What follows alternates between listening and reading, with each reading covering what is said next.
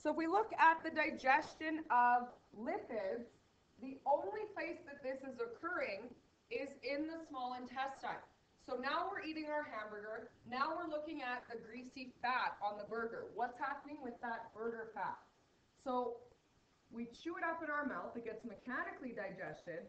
No chemical digestion is happening with the lipids yet. Okay, it passes through the esophagus into the stomach. There, again, is no chemical digestion happening to the fats in the stomach. The lipids continue to move until they get to the small intestine. This is where the lipid digestion takes place. So remember that a lipid is made up of a glycerol and 3 fatty acids.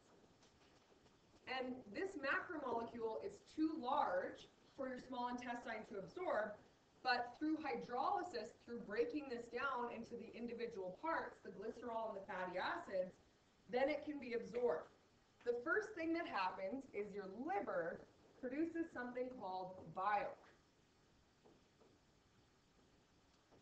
Okay, bile is a very dark greenish substance, and what it does, it emulsifies fat. What that means is it just mechanically breaks it down. So bile is not chemically breaking any bonds in the fat, it's just breaking it up. Dish soap has the exact same effect as bile. When you use dish soap on a greasy pan, it helps to separate all that grease into smaller little droplets so that it can be more easily rinsed off.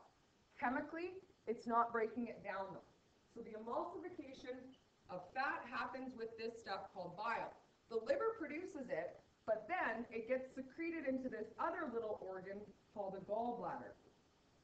The gallbladder serves to store bile. So it's produced in the liver, stored in the gallbladder, and then it's secreted into the small intestine. So our gallbladder secretes bile. Okay, this helps to separate the fat so that there is more surface area for the enzymes to do their job. Instead of having one large fat droplet, we have a whole bunch of smaller ones. Then what happens is your small intestine, so our small intestine secretes lipase.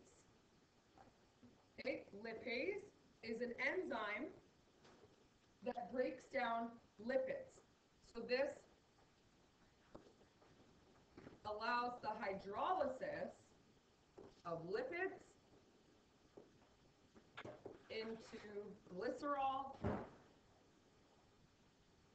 and 3 fatty acids. Okay? Now, these subunits are small enough that they can be absorbed into the small intestine, where they can be delivered through your bloodstream to your cells.